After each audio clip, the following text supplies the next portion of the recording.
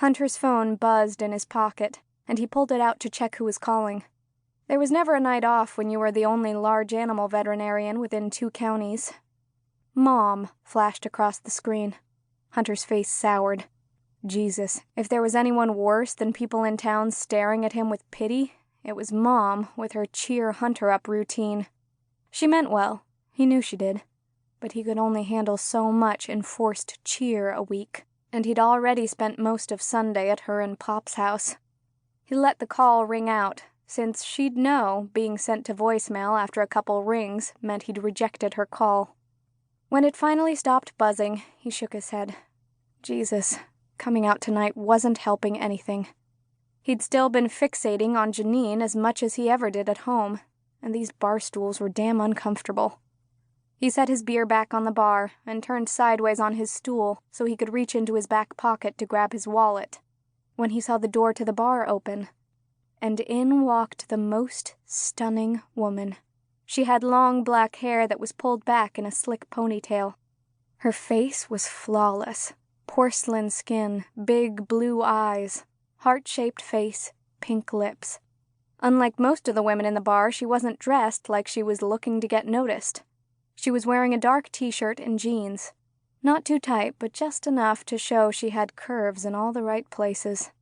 Also, unlike everyone else in the bar, Hunter didn't recognize her. Unusual in a town the size of Hawthorne, which was barely a blip on the map. Apparently everyone else found her just as interesting, because half the bar had turned to stare at her. Shit. Hunter knew that feeling. Hunter hated that feeling. He turned back to the bar and took another sip of his abandoned beer.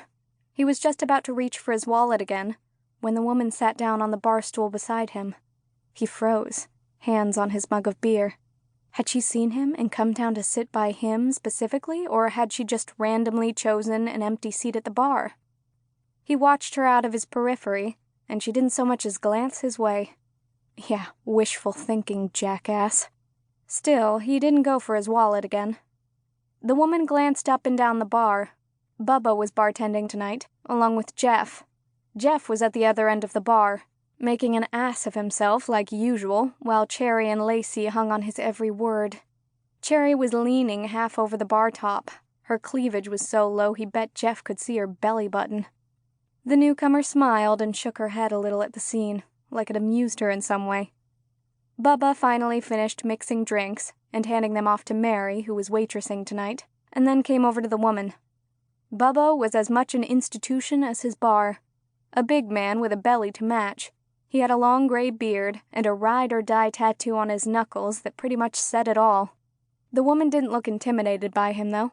She just smiled back at him when he turned to her and asked, "What can I get you, beautiful?" She hesitated a moment, like she was about to order something, but then reconsidered.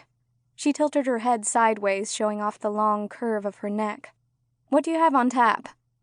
Bubba listed off several beers, and she chose a dark IPA.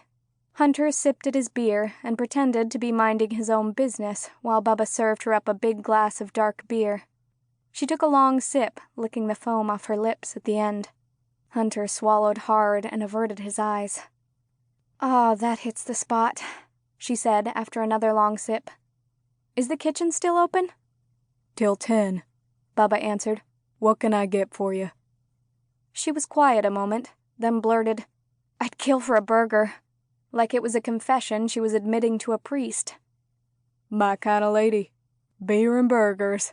Coming right up." To keep listening to this audiobook, I've left you a link in the description so you can do it, at no cost thanks to Audible's 30-day free trial.